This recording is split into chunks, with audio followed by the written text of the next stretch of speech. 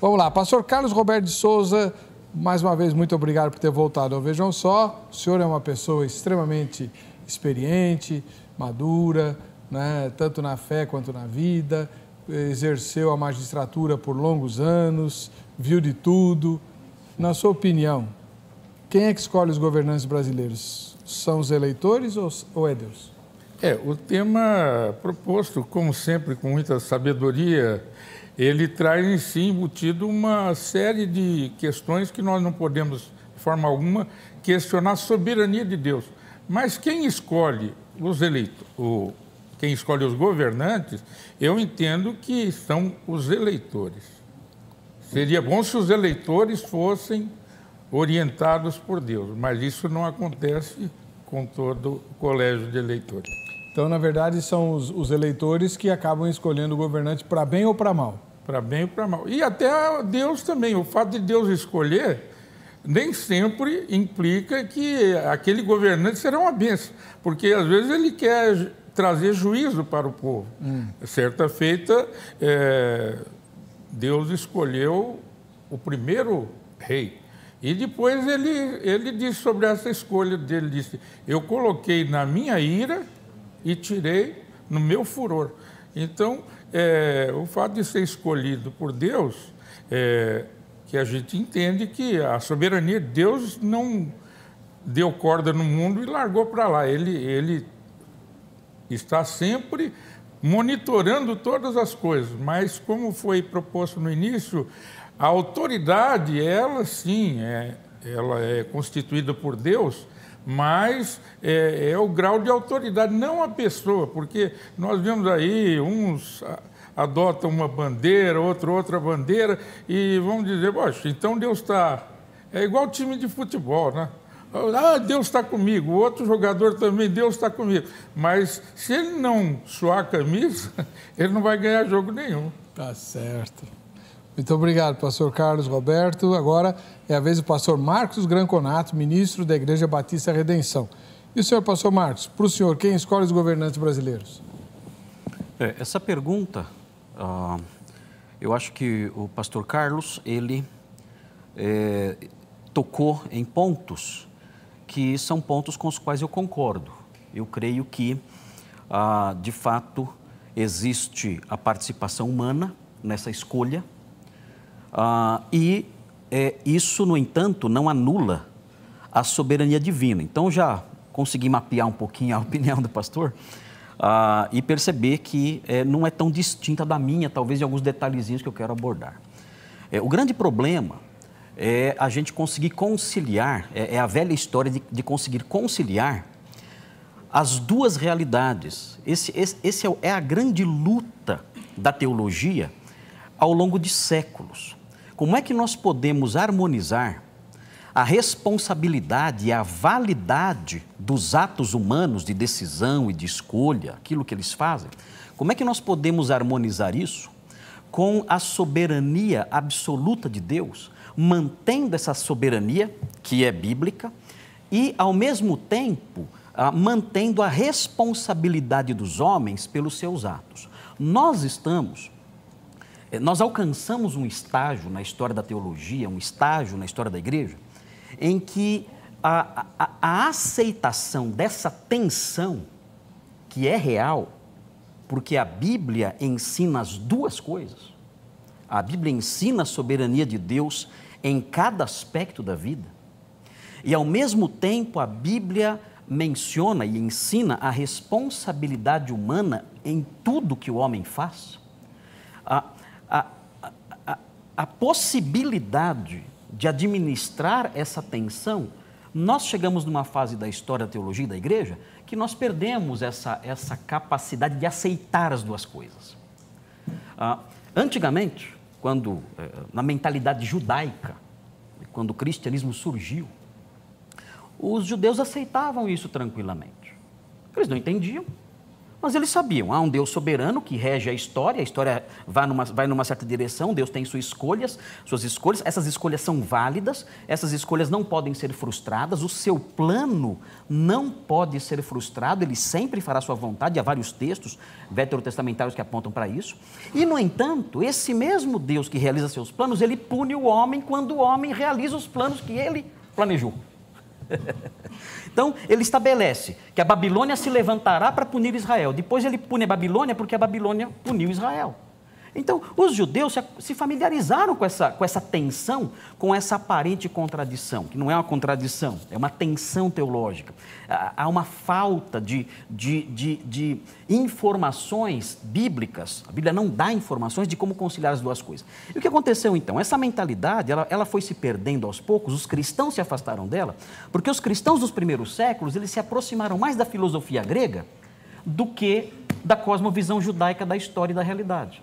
Então, você vê nos escritos dos pais da igreja, no século II, no século III, você vê uma forte aproximação de Platão, especialmente, ou de outras filosofias que tinham uma forte conotação ética. E isso faz com que a mentalidade, a cosmovisão judaica se afaste da igreja. Até surge um certo antissemitismo na época. A gente vê em escritos como o diálogo com Trífon, por exemplo, de Justino de Roma. A gente vê a igreja desenvolvendo um certo antissemitismo, se afastando da mentalidade judaica. E isso prossegue ao longo da Idade Média, chega à época do escolasticismo.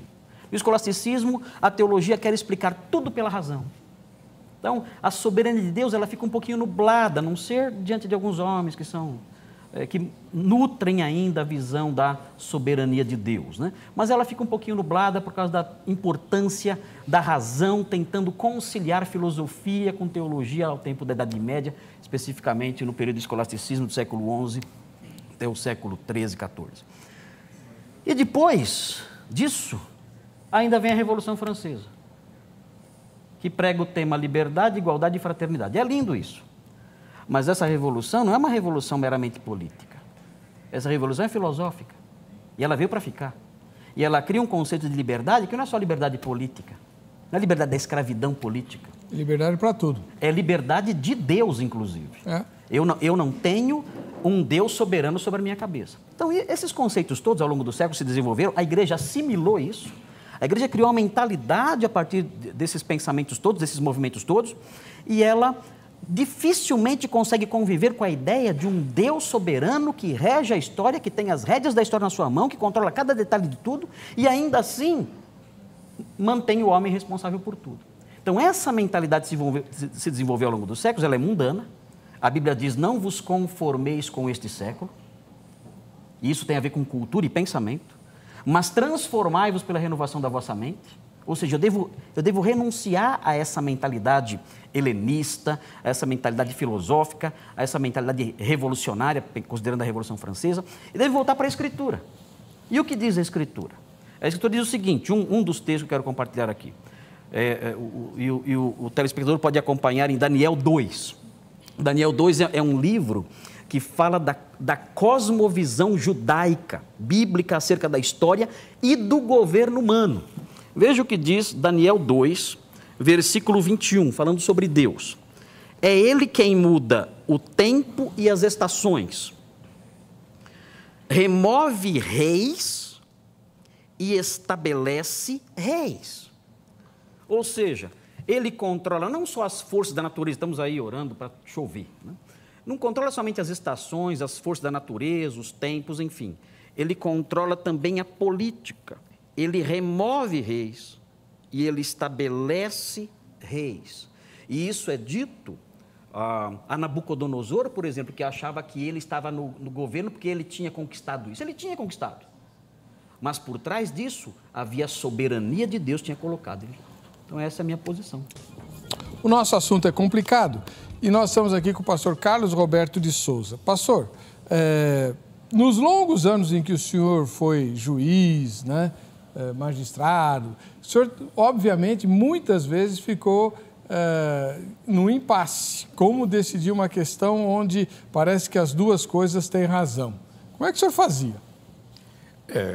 Essa é uma questão, essa tensão, ela existe não só na interpretação, na hermenêutica, enfim, ela existe também na parte jurídica, você sempre naquela tensão entre dois interesses. A lide, por exemplo, que a gente decide lá no judiciário, ela é um conflito de interesses qualificado por uma pretensão resistida. Esse é muita perfumaria da área jurídica. Mas em síntese, o que diz?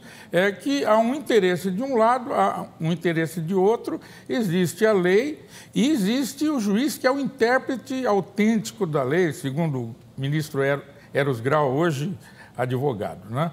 Então, você tem que decidir em cima daquilo. Nós temos aquela sabedoria salomônica para decidir quem era a mãe daquela criança. Ele usou ali as máximas da experiência, que é uma das ferramentas que o juiz usa. Então, dentro desse quadro, e o pastor também pensou coisas interessantes, eu vejo que nós temos pontos em comum e alguns de aparente discrepância, mas, no fundo, a soberania de Deus eu também defendo.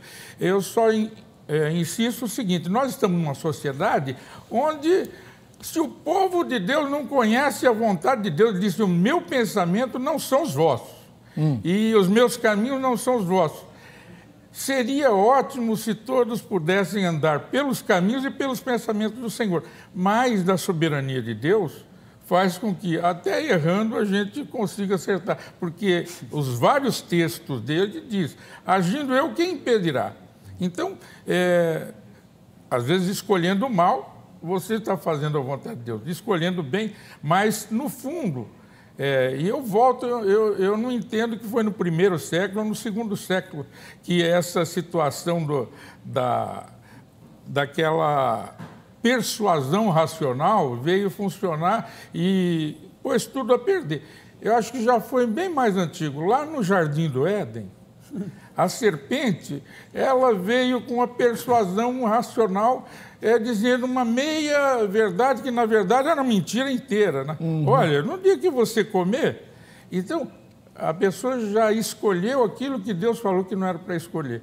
Então, a humanidade, não só a nação judaica, que veio posteriormente, depois de tantos patriarcas e tudo mais, mas todos os povos vêm errando. Aquele pessoal que passava por Noé, e Noé dizendo que ia chover, ele falou: cara, precisa ser colocado lá no Juqueri, porque está louco. Então, na verdade, o ser humano vem escolhendo mal, e escolhemos mal também pela falta do uso da razão.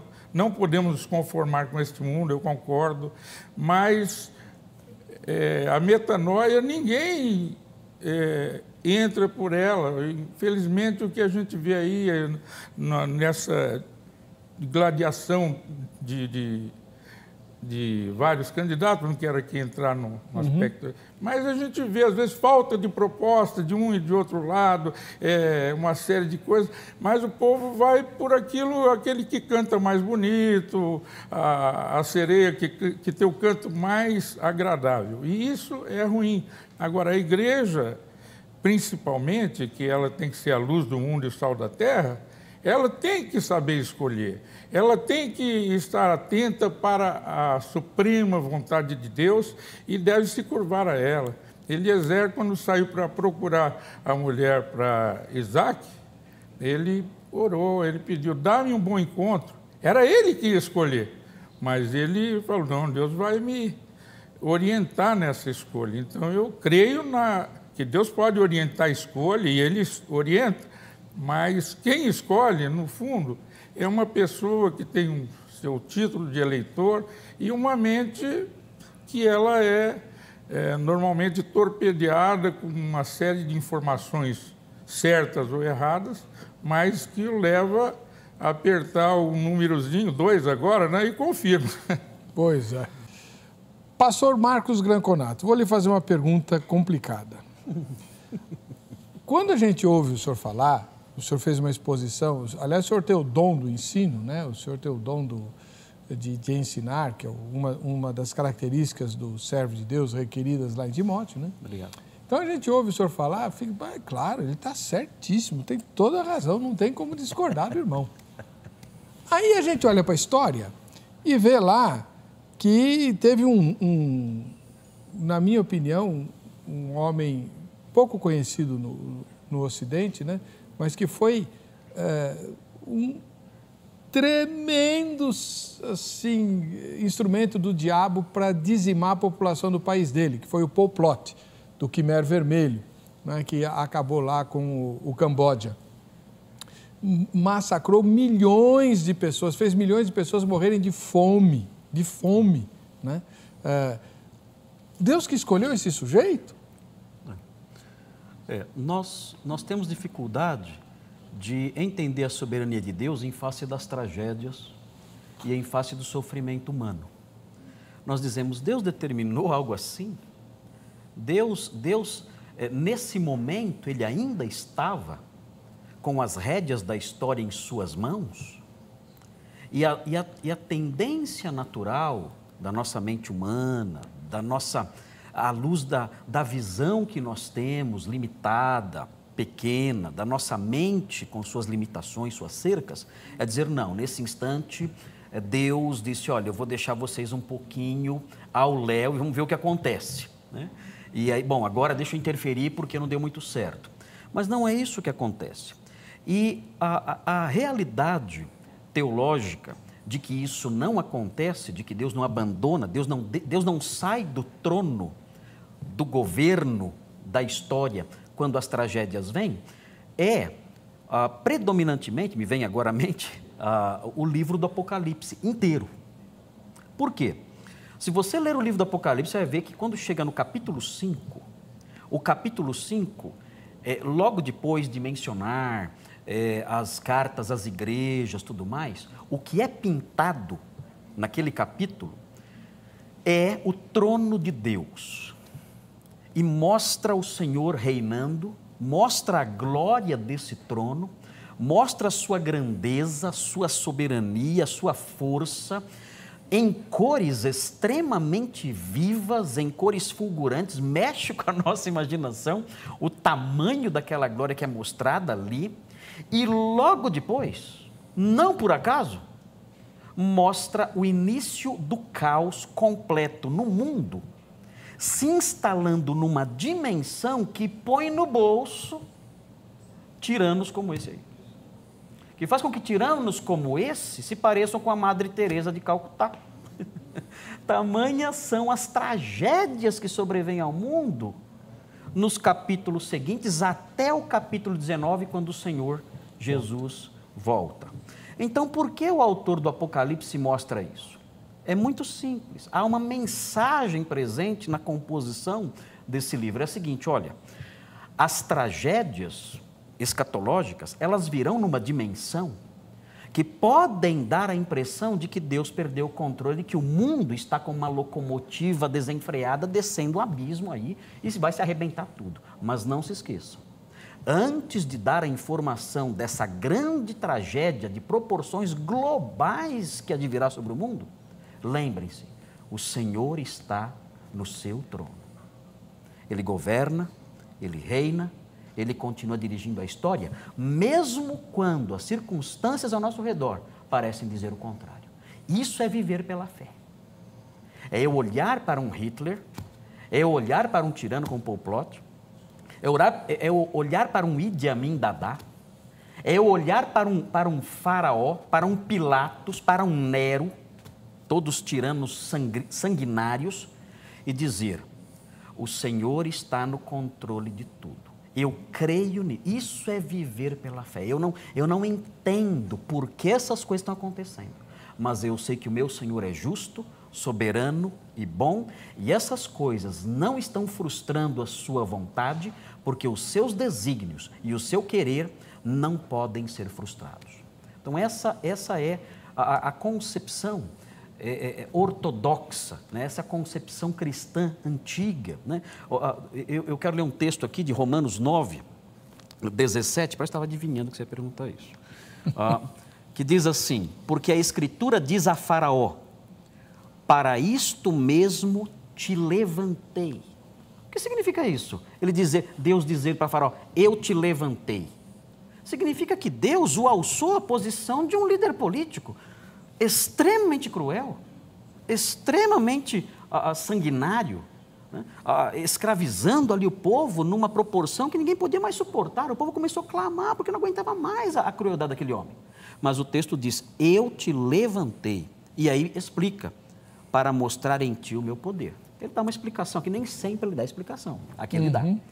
Mas nós não podemos perder de vista a soberania e o trono de Deus, mesmo quando as coisas estão desabando. Ele continua reinando e o cetro não é afastado das suas mãos em nenhuma circunstância. Pastor Carlos, o senhor é pastor também, teólogo, juiz de direito, líder de uma comunidade pentecostal, né? Crê na soberania de Deus, o senhor já deixou isso bem claro.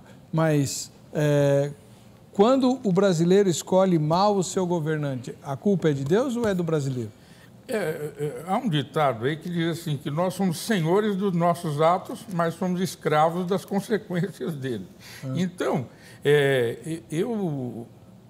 eu concordo com aquilo que está sendo colocado também pelo pastor Ganconato, no sentido de que Deus, ali no caso de Faraó, eu te levantei. E mais, quando ele diz para Moisés, dá a impressão que Deus estava mais maluco do que Moisés. Ele diz, eu endurecerei o coração de Faraó. Dá a impressão que o coração de Faraó ainda era um pouquinho mole.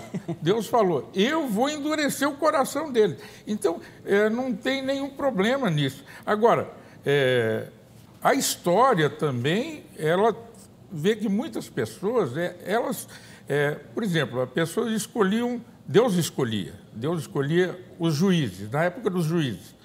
Aí o povo, cada um andando pela sua própria, pelo seu próprio nariz, para onde apontava, eles seguiam, mas Deus, então, depois trazia um juízo, colocava outro juiz para reger aquela nação, e nós vemos que o povo sempre errando. Então, na verdade, o ser humano, eu quero crer que o problema não foi de fabricação.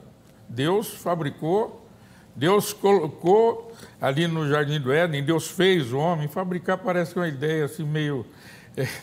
mas Deus formou o homem do pó da terra, colocou ali, e depois colocou a mulher, e vem um componente que foi a serpente. E a serpente é a antiga serpente, que é dita lá no Apocalipse, ela vem desde lá e ela dá as suas pitadas, e aí vem, inclusive, no meio da religião, na filosofia, na música, em todos os atos.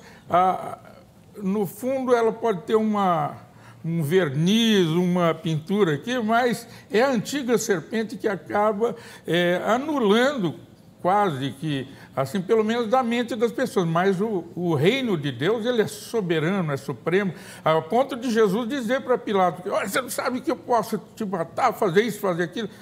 Nenhum poder você teria, se do céu não te fosse dado. E outra hora Jesus disse, se eu quisesse, ele diz lá para Pedro, né? Eu poderia mandar e viria ele usa aquela expressão de legião, né? Legiões de anjos para mim. Então, voltando à sua pergunta, para não ser prolixo, quem escolhe, eu olho pelo lado mais pragmático, é o ser humano. Eleitor que vai chegar lá e vai colocar...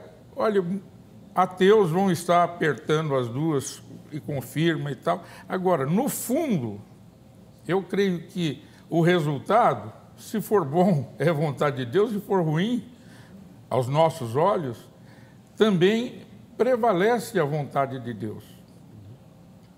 Mas aí não parece contraditório? Se a responsabilidade é do homem, mas no fundo Deus é que escolheu. Não, aí não seria bem a escolha, mas eu vou perguntar para o senhor e depois o pastor Ganconato responde a mesma pergunta. Por que Deus não faz assim? Tá bom, Eu vou deixar vocês escolherem aí, o que vocês escolherem vai ser, esse é o meu decreto, o que vocês escolherem vai ser o governante. Não seria legal? Seria ótimo se nós alinhássemos a nossa vontade com a vontade de Deus. Agora, no próprio componente daquilo que o pastor colocou inicialmente, ao ler, pelo menos citar Romanos 12, que nós devemos nos transformar pela inovação do nosso entendimento e tal, mas de lá, falando sobre culto, sobre a racionalidade, o vosso culto racional. Então, nós não podemos agir como indígenas aí, fazer a dança da chuva, esperar chover, porque Deus é Senhor da chuva. Não adianta a gente orar, porque eu vejo alguns redutos aí onde vamos orar pelo nosso candidato aqui. Se orar somente, não vai haver eleição alguma. O indivíduo tem que votar, e votar é um ato material que está ali, o indivíduo chegou lá, ele vota, ele escolhe. Agora, é uma responsabilidade pessoal do indivíduo escolher segundo a vontade de Deus. Então, agora, é lógico que Deus quer que o indivíduo cumpra a sua cidadania. Agora, certamente, Deus não escreve embaixo do nome de muitos candidatos, da maioria, eu poderia até dizer assim. Mas nós podemos fazer a vontade de Deus pedindo, Senhor, me orienta. Às vezes tem 2 candidatos que não têm a orientação religiosa que nós tenhamos, mas aquele que tiver um compromisso maior com honestidade, com aquilo que Deus aprova, esse será alguém que Deus... Então, a gente pode fazer a seguinte oração. Senhor, não adianta o Senhor me orientar. Me tira daqui, me leva para o céu, que eu estou com saudade de Elias e do Enoque. Pastor Marcos Ranconato, Deus não pode, assim, delegar? Eu entendo a tensão, Heber, que você apresenta, mas essa tensão, ela faz parte do amadurecimento teológico de alguém. É quando a pessoa se depara com essa tensão, ela fala, peraí, Deus já escolheu. Qual é a responsabilidade humana? Não é nenhuma. Não, ele descobre, não, mas espera, mas a Bíblia fala que é. Que o homem é responsável. E ao mesmo tempo afirma que Deus é soberano. E a pessoa descobre que não há como desatar esse nó. Quando a pessoa descobre que não há como desatar esse nó, há 2 caminhos a seguir. Há o caminho do teólogo irresponsável, do teólogo raso, que fala assim, eu vou remover um dos pontos da tensão. Eu vou dizer, o homem não é responsável, é o hipercalvinista. Ou então, eu vou remover o outro lado da tensão. Deus não é soberano, é o hiperarminiano. Se é que isso existe, eu não sei. Enfim. O teísmo aberto. O teísmo aberto. Pronto, melhor ainda. Então, ele remove um dos lados, aí fica fácil. Agora não tem mais que brigar com ninguém. Mas o texto está lá. Os textos continuam lá, eu gostando deles ou não. Aí eu começo a distorcer o texto. Não, o texto não diz bem isso, não é isso que quer dizer o texto. Aí eu começo a mudar, aí eu faço estrepulias e tudo mais e acabo sendo desonesto com o que a palavra de Deus diz. Agora, o teólogo maduro, honesto, ele fala o que? Olha, realmente, as 2 coisas são ditas na Bíblia. Mas, a partir da análise, da história da hermenêutica, da história do pensamento cristão ao longo dos séculos, do meu próprio esforço como intelectual da Escritura, como teólogo e tudo mais, eu descobri que não há uma forma racional de harmonizar essas 2 coisas. Então, o que eu faço diante disso? É o que aconteceu, por exemplo, com Santo Agostinho. Ele disse, eu estou diante de um abismo que eu não sei explicar, e ele falava, esse é o abismo da cruz. Eu vejo o abismo, mas não consigo explicá-lo e ver a sua profundidade.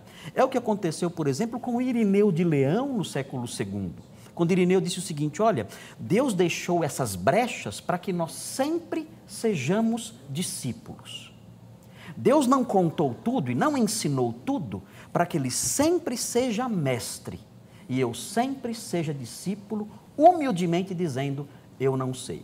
E João Calvino disse o seguinte diante disso, ele disse, olha, quando o homem se achega a esse ponto, dessa tensão inexplicável, ele diz, honestamente, eu não sei. E Calvino chama isso de adouta ignorância. Que legal. É. O que é adouta ignorância? É a ignorância de quem estudou. A pessoa estudou tanto, e ela perscrutou tanto, e ela foi honesta com todos os dados que ela descobriu.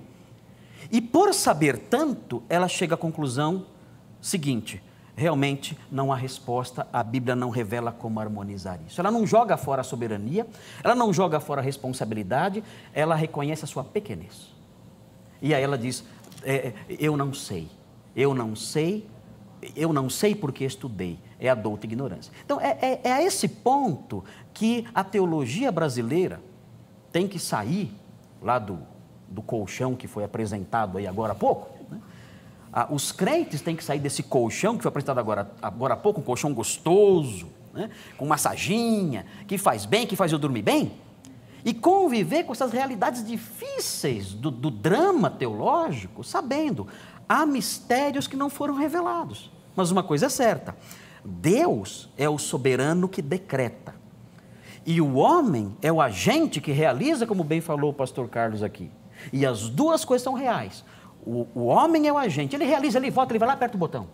Mas por trás disso existe um Deus soberano que decreta as coisas. O texto de Daniel 4, versículo 17, diz o seguinte, o Altíssimo tem domínio sobre o reino dos homens, e o dá a quem quer, e até o mais humilde dos homens constitui sobre eles. Nós tivemos aí um presidente simples, um homem do povo, tivemos algum tempo, não estou fazendo propaganda política não, nem votei nele, mas tivemos um homem simples aí, e aqui um texto como esse mostra, é o Senhor quem faz isso, quem eleva pessoas assim ao governo, e isso não anula a minha responsabilidade, eu tenho que votar com seriedade, responsabilidade, pensar antes de votar e votar direito. Amém.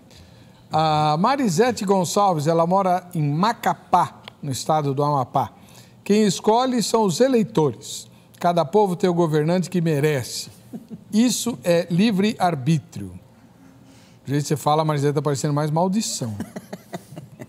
Luiz Fernando, de Itajubá, nas Minas Gerais. Se for os eleitores, está realmente difícil escolher alguém. Mas se for Deus, creio que seja para cumprir seu juízo sobre uma nação corrompida pelo pecado e a apostasia da igreja. Boa. Eu tenho uma pergunta aqui, né? Cadê? Onde que eu anotei? Está aqui. Pastor Carlos Roberto, o senhor que é pastor e juiz, né? Com certeza, inúmeras vezes o senhor se deparou com questões de corrupção, né? Teve que julgar causas ligadas à corrupção e tal. Por que existe tanta corrupção no Brasil? Uma das explicações que eu já ouvi, inclusive aqui no programa, é que o brasileiro tem uma índole corrompida. Ele podendo, ele se corrompe. Tanto subornando alguém, uma autoridade para se livrar de um problema, quanto aceitando o suborno. Isso parece que faz parte daquilo que nós brasileiros chamamos de normal. A gente se indigna com o corrupto porque é politicamente incorreto ser corrupto e porque porque não sou eu, né? Porque é ele, porque se eu estivesse lá no lugar dele, eu também pegava aquele dinheirão. Na verdade, a corrupção, a gente pega Gênesis 6, você já vê lá o título, a corrupção geral do gênero humano, do ser humano, da humanidade, enfim, e o Brasil nem existia. Então, o homem, ele é corrupto na sua essência, não na essência, na sua esfera, humanamente a gente pensando, porque ele tem o sopro de Deus lá. Mas ele também tem o sopro da serpente, o bafo do pecado. E esse pecado, nós vemos que aqueles que foram um dia resgatados pelo Senhor, diz que o pecado não terá domínio sobre vós. Então, eles estão, não que estão infensos ao pecado, mas eles já têm blindagem maior. Mas o que acontece no Brasil, e aí eu faço uma meia-culpa até em termos do judiciário, mas também olhando para a legislação. Nós temos uma legislação muito benéfica, muito branda, às vezes não tão branda no aspecto de quantidade da pena. Nós temos aquela doleira ontem, que estava na parte íntima dela alguns dólares, ela foi condenada a 18 anos. Então há uma inversão aqui. Você mata um indivíduo numa briga de trânsito, se você tiver um bom advogado, você vai pegar 12 anos de cadeia, que é um crime qualificado. Se pegar o qualificado, mas se disserem que foi a sua legítima defesa, você pode até sair livre.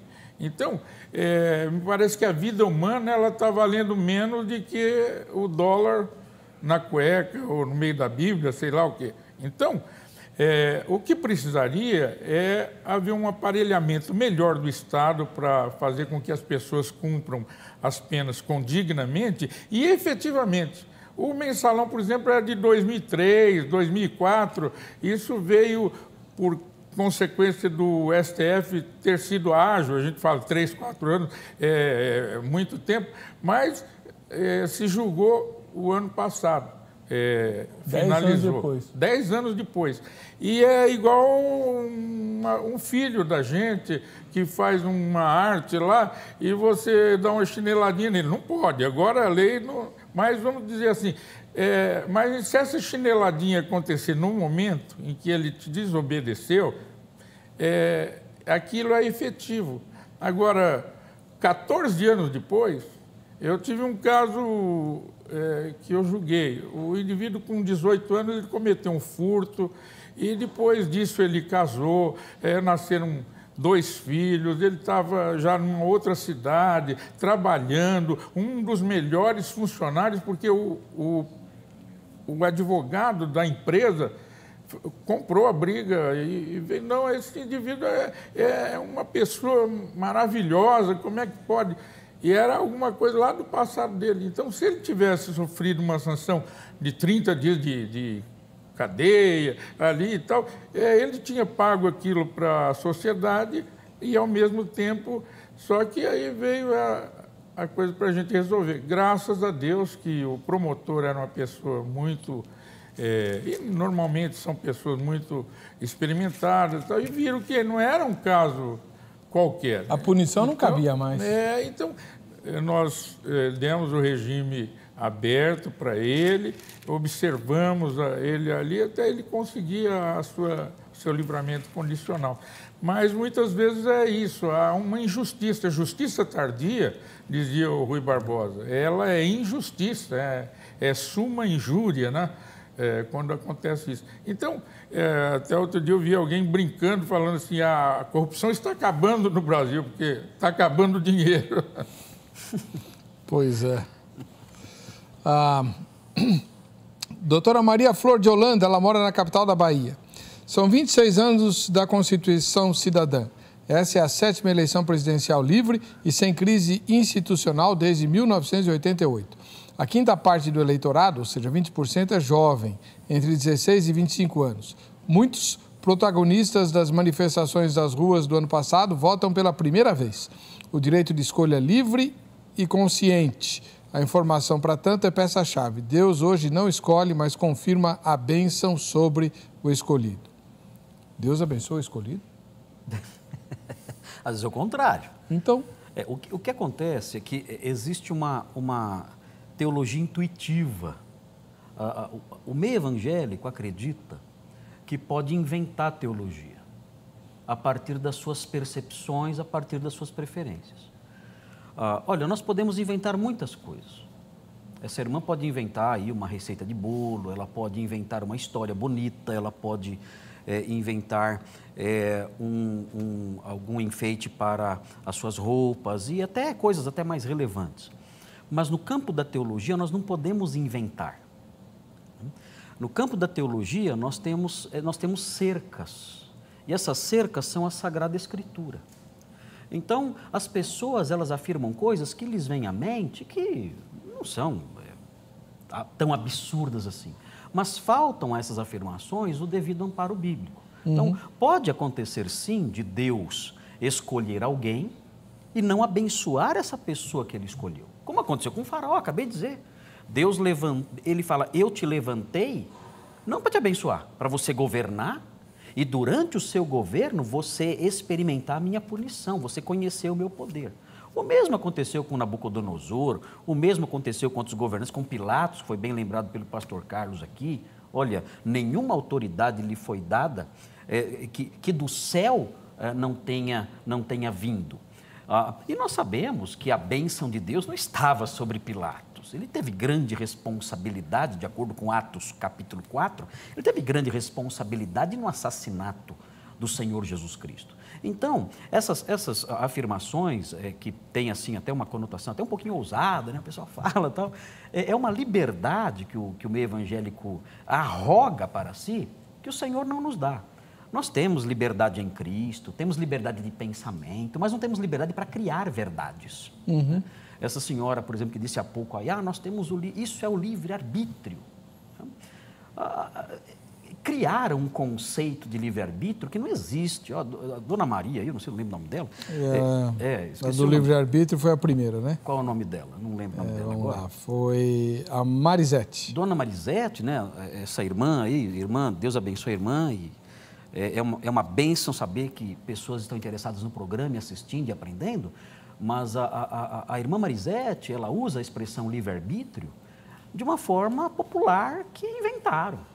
E livre-arbítrio não é isso, não é você escolher um governante, ou você escolher a profissão que você vai ter, ou você escolher a cor do carro que você vai comprar, ou você escolher o vestido que você vai sair de casa. Não é isso o livre-arbítrio, isso tem outro nome, isso é livre-agência. O livre-arbítrio é um conceito muito mais complexo, é um conceito que passa pelas percepções bíblicas acerca da corrupção humana. É um conceito que leva em conta as paixões naturais do indivíduo, que muitas vezes são difíceis de controlar. Paulo disse, o que eu quero, isso não faço. Onde está o livre-arbítrio? Num texto como esse? Então, as pessoas, elas criam esses conceitos, elas enunciam certas coisas que parecem corretas, mas não há amparo teológico e bíblico para isso. O meio evangélico tem que voltar a se curvar diante da autoridade da palavra de Deus e moldar os seus conceitos e suas expressões e suas frases e suas ideias debaixo da autoridade bíblica. Senão, a gente fala o que quer. Tá tudo certo. Que hoje, se me permite, claro. Hoje existe uma teologia da permissividade e você decreta as coisas para Deus fazer. Né? E não há liberdade para isso. Você tem que estar subjugado, submisso, na melhor essência da palavra, submisso à vontade de Deus. Amém. Foi o que Cristo disse lá no jardim. Contudo, não se faça a minha vontade, mas a tua. Sim, nós fomos feitos livres para sermos servos. Amém. Daniel, da capital de Goiás. Nós, como cristãos, sabemos que o Brasil é a pátria mais destinada a receber e edificar o Evangelho de nosso Senhor Jesus como nosso governador máximo, buscando construir aqui o reino dos céus, se fazendo a nova Israel, produzindo os frutos que hoje podem trazer a salvação no caminho, verdade, vida no poder e na glória de Jesus. Os governantes brasileiros que assumem o mandato legislativo estão sob a permissão da vontade soberana de Deus através da presença de cada eleitor, que, na sua maioria, ungidos pelo Espírito Santo, escolhem os representantes para defenderem e lutarem pelas causas sociais que tragam maior justiça social, melhorando a vida daqueles que precisam do necessário para uma vida digna, onde o voto do povo é voto de Deus. Bonito, né? É bonito, mas existe aí, nesse pensamento, um desvio teológico muito sério. Um desvio teológico antigo, que se originou com Santo Agostinho. Note bem, eu sou fã de Santo Agostinho. Não há fã de Santo Agostinho maior do que eu. Mas Santo Agostinho cometeu um erro muito grave que aflora aí nessa mensagem que é linda. Assim como todos os escritos de Agostinho são lindos também. A ideia de que a igreja representa o reino de Deus aqui. Essa mentalidade, ela fez com que surgisse a teocracia medieval, que foi responsável pelas interferências políticas no Império e nos demais reinos da Idade Média, que foi responsável por tentar fazer o Evangelho descer goela abaixo dos muçulmanos através das cruzadas, através da Inquisição. Então, é um conceito perigoso quando você pega o reino de Deus, o conceito de reino escatológico de Deus, e transforma isso numa escatologia realizada, dizendo que o reino de Deus é agora na igreja. Porque isso vai criar uma teocracia imaginária e isso pode gerar desmandos. Nós somos o reino de Deus num certo aspecto, num aspecto limitado e espiritual, nós somos sim, nós não podemos negar a realidade de alguns conceitos do reino já presentes na igreja, mas isso não pode fazer com que percamos de vista o reino escatológico que virá, quando o próprio rei estiver aqui e governar com cetro de ferro todas as nações. Não seria melhor, então, a gente nos denominar de a igreja é a embaixada do reino? Né? O reino de Deus é o reino de Deus, a igreja é uma embaixada, né? Representa esse reino. Sim. Né? Acho que é possível, sim, usar essa linguagem. Para não... Porque se você identifica as duas coisas, é exatamente o conceito que deu origem, por exemplo, ao Vaticano. Sim. Né? Ao papado. Exatamente. Leonardo Farias, ele mora em Costa Marques, em Rondônia. Os brasileiros, pois, vivemos num país onde vale a democracia. Nos tempos antigos predominava a teocracia. Então, Deus escolhia os governantes. Hoje, Deus não intervém nas escolhas. É aquilo que a gente já pensou? Vem batendo, né?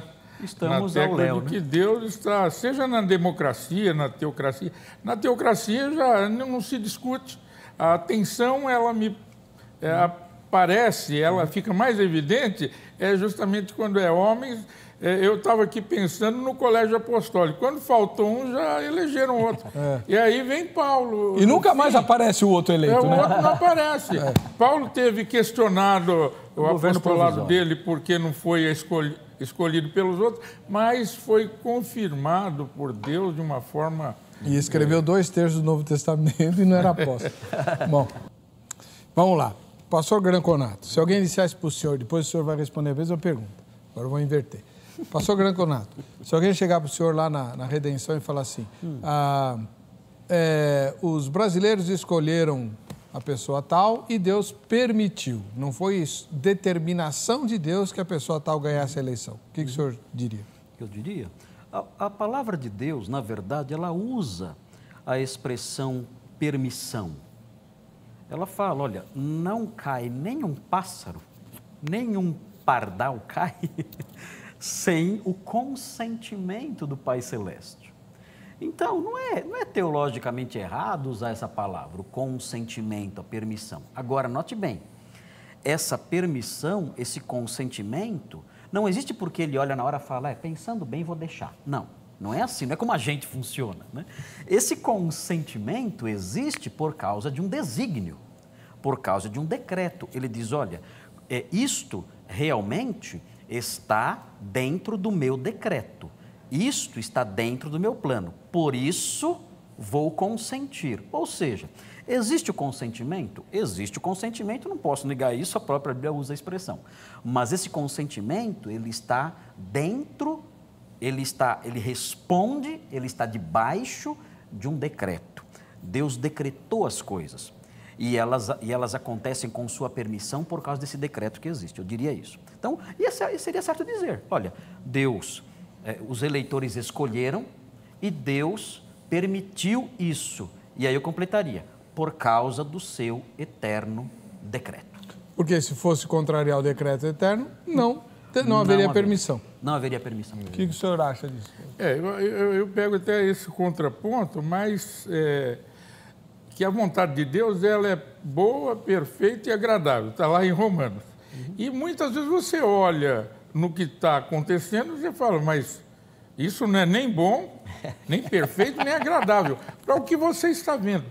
E o máximo que eu pude pensar aqui é o seguinte, um treinador de uma ginasta olímpica lá em Curitiba estava mostrando, era uma matéria, e a menina chorava, porque o indivíduo é quase que um ditador, aquilo. E eu via o seguinte, aquela menina chorando, não era nada agradável, perfeito e tal, mas para a mente do treinador, ela é boa, perfeita e agradável a posição dele, porque ele estava vendo ela no pódio e o hino nacional sendo tocado. Então, eu creio que uma pálida ideia, Deus, ele está no centro de tudo, e o que a gente está vendo, para a nossa visão míope, não é nada perfeito, bom e agradável, mas para ele, sim, porque ele não está vendo o entretanto, ele está vendo o final de toda aquela situação. Eu queria só acrescentar uma coisinha, se eu puder. Claro. Teve um entrevistado aí que disse, uma entrevistada aí que disse o seguinte: olha, se fosse Deus que escolhesse, tudo seria bom. Tudo seria maravilhoso, teríamos só os melhores governantes do mundo, tudo mais, né? Olha, a irmã, na realidade, quem escolheu os pais das pessoas? Foram as pessoas? Não. Foram as pessoas que escolheram seus próprios pais? Quem escolheu os pais das pessoas? Nós temos que nos curvar à realidade que se há alguém controlando a história, a nossa vida e até os pardais que caem das árvores, mortos, né? Nós temos que aceitar que quem colocou as pessoas debaixo, né, dentro de uma família, com seus pais, sua mãe, ali e tudo mais, foi o próprio Deus que governa nossa vida e nos deu aqueles pais, a quem devemos honrar. Agora, todas as pessoas têm pais maravilhosos?